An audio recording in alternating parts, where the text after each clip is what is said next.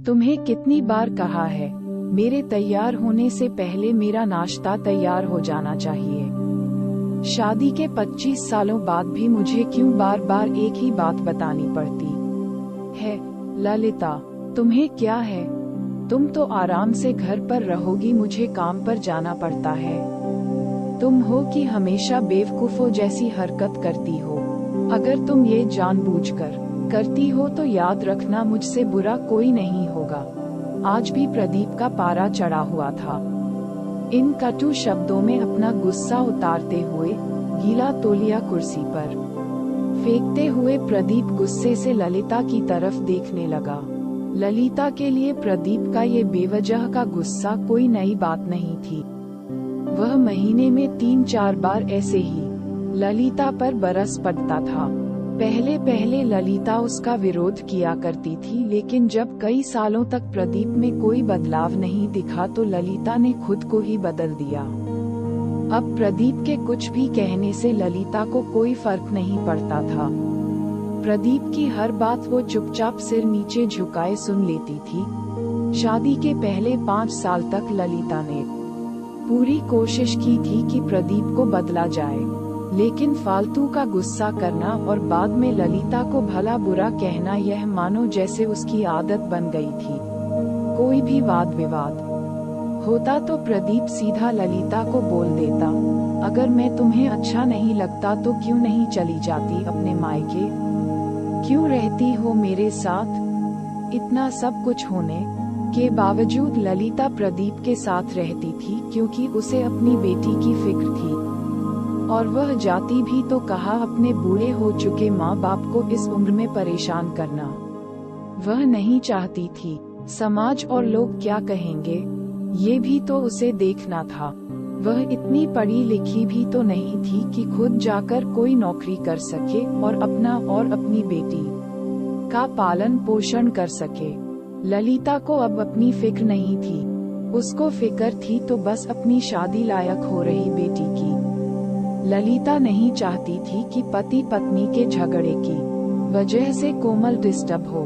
कोमल की पढ़ाई पूरी हो चुकी थी, उसके लिए अब शादी के रिश्ते आने लगे थे।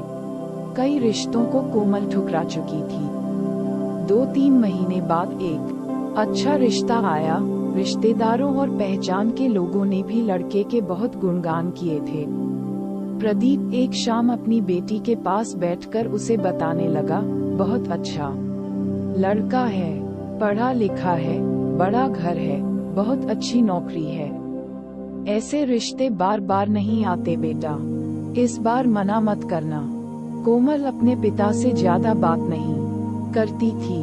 शायद डरती थी या शायद नफरत करती थी, लेकिन आज वो अपनी पूरी हिम्मत जुटाकर बोली, मुझे अभी शादी नहीं करना है पापा। मैं नौकरी करना चाहती हूँ, खुद अपने पैरों पर खड़ी होना चाहती हूँ। हाँ तो उसमें क्या बड़ी बात है? मैंने लड़के से बात की है, वह तुम्हें किसी बात के लिए नहीं रोकेगा। तुम शादी के बाद भी नौकरी कर सकती हो, वह तुम्हें नौकरी के लिए परमिशन दे देगा। प्रदीप बोला, मेरा नौकरी करना या ना करना उसकी परमिशन पर क्यों डिपेंड रहेगा पापा? कोमल ने पूछा, मैं कह रहा हूँ ना, तुम्हें किसी भी चीज की कमी नहीं होगी वहाँ। ऐसे रिश्ते बार बार नहीं आते, इसे ठुकरा मत, बहुत खुश रहोगी तुम वहाँ। प्रदीप बोला, पापा क्या मैं उतनी ही खुश रहूंगी जितनी मम्मी इस घर में खुश है? कोमल ने तंज कसते हुए कहा, आज तुम्हारी जबान कुछ ज्यादा ही चल रही है। प्रदीप गुस्से से आंखें बड़ी करते हुए बोला, पापा मुझे शादी ही नहीं करनी है, क्योंकि शादी के बाद अगर वह लड़का आपके जैसा निकला तो मैं क्या करूंगी? मुझे आपके जैसा जीवन साथी नहीं चाहिए जो बिना बात के मुझ पर हमेशा चिल्लाए। मुझे कुछ भी अपनी पसंद का लेना हो तो 10 बार सोचना पड़े, कहीं वह नाराज ना हो जाए। मेरी तबीयत कैसी भी हो उसे परवाह ना हो। रोटी थोड़ी सी मोटी बन जाए तो पूरा घर सर पर उठा ले। उसकी चेक बुक ना मिले तो भी मेरा ही दोष निकाले, और हर छोटी मोटी बात पर मुझे मायके जाने के लिए कहे। कोमल ने अपना दिल खाली करते हुए पापा से सब कह दिया। प्रदीप का गुस्सा 7वें आसमान पर था, लेकिन उसके मुंह से एक भी शब्द नहीं फूट रहा था।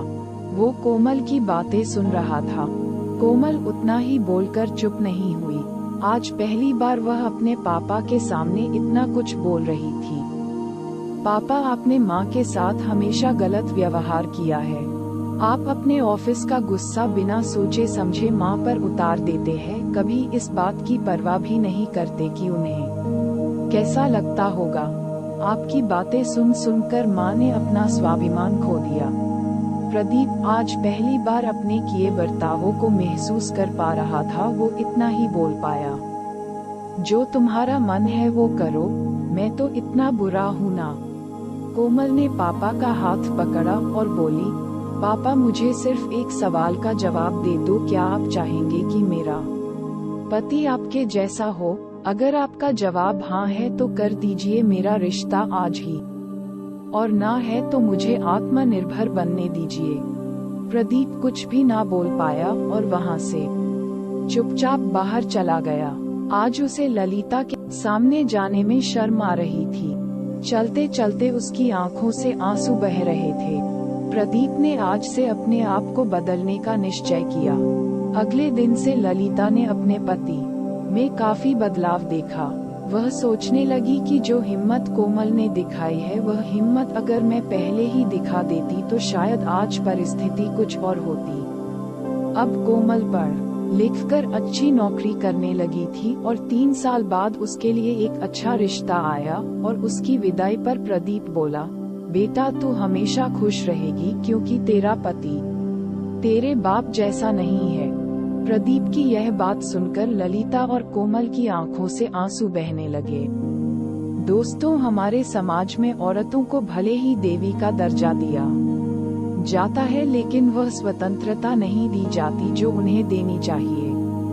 उन्हें बचपन से ही बताया जाता है कि बेटी पराया धन होती है। स्कूल से आने में देर हो जाए तो पिटाई मिलती है। मोबाइल पर बातें करते हुए दिख जाए या खिड़की से झांकते हुए दिख जाए तो शक किया जाता है। माँ बाप का घर तुम्हारा नहीं है, पति का घर ही तुम्हारा घर है। जीवन भर यह बातें बता बता कर उन्हें ससुराल भेज दिया जाता है और एक दिन किसी छोटे मोटे झगड़े में ससुराल वालों से उन्हें सुनना पड़ता है कि इस घर को छोड़ दो और मायके चली जाओ। अब आप ही बताओ दोस्तों, ऐसी स्त्रियों का सच्चा घर कौन सा होता है? आखिरकार वह किस घर को अपना कहें?